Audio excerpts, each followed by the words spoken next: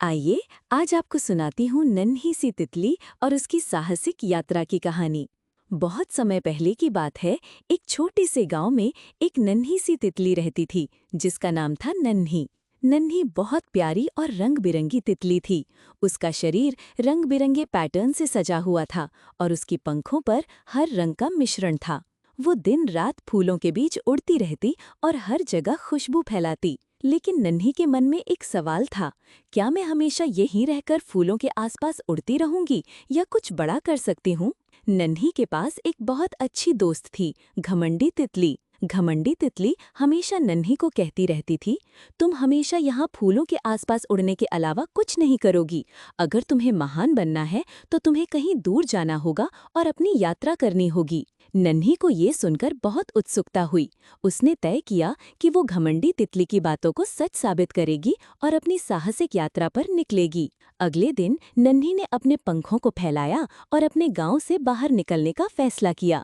वो बहुत उत्साहित थी, लेकिन साथ ही थोड़ी घबराई भी थी, क्योंकि वो पहली बार इतनी दूर जा रही थी। उसने सोचा, क्या मैं अपनी यात्रा पूरी कर पाऊंगी? क्या मैं सुरक्षित रहूंगी? लेकिन नन्ही ने दिल में विश्वास रखा और उड़ते उड़ते एक सुंदर जंगल में पहुंची।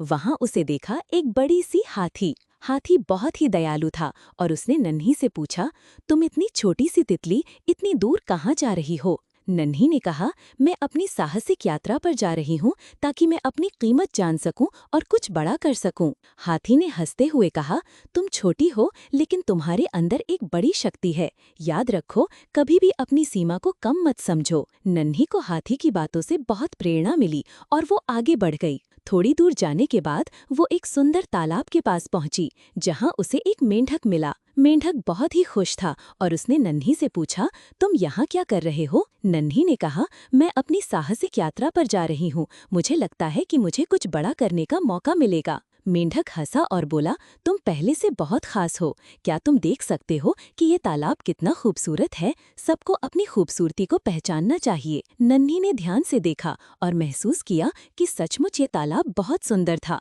उसने फिर से खुद से पूछा, क्या मैं सचमुच कुछ बड़ा कर सकती हूँ? जैसे जैसे नन्ही अपनी यात्रा पर आगे बढ़ी, उसे नए दोस्त मिलते गए और वो हर एक से कुछ न कुछ सीखती गई। कुछ समय बाद नन्ही एक बड़े पहाड़ के पास पहुंची। वो बहुत थकी हुई थी, लेकिन उसने ठान लिया था कि उसे अपनी यात्रा पूरी करनी है। पहाड़ के ऊपर एक बूढ़ा साधु बैठा हुआ था। साधु ने नन्ही से पूछा, तुम इतनी छोटी सी तितली इतनी लंबी यात्रा पर क्यों निकली हो? नन्ही ने उत्तर दिया, मैं अपनी कीमत जानने और कुछ बड़ा करने के लिए यात्रा कर रही हूँ। साधु हंसा और बोला, तुम इतनी छोटी हो लेकिन तुम बहुत बड़ी चीज करने जा रही हो। याद रखना, अपनी यात्रा का असली मकसद दुनिया को प्यार और सकारात्मकता देना है। नन्ही को साधु की बातों से बहुत बड़ी प्रेरणा मिली और वो अपने लक्ष्य को और साफ समझने लगी। वो समझ गई कि उसकी यात्रा का उद्देश्य खुद को साबित करना नहीं, बल्कि इस दुनिया में अच्छे काम करने और प्यार फैलाने का था। अंत में नन्ही अपने गांव वापस लौट आई। अब वो पहले से कहीं अधिक आत्मविश्वासी और खुश थी। उसे महसूस हुआ कि उसने अपनी यात्रा से बहुत कुछ सीख लिया है और अब वो हर दिन अपनी अच्छाई और प्यार से सबकी मदद कर सकती थी। उसने अपनी यात्रा में जो भी सीखा था, उसे गांव के बच्चों को सिखाने का फैसला किया। उसने सबको बताया कि हमेशा खुद को छोटा ना समझें, क्योंकि जो भी आप करते हैं वो सबसे महत्वपूर्ण है। अब नन्ही एक नई पहचान के साथ सबके बीच बहुत प्रिय हो गई।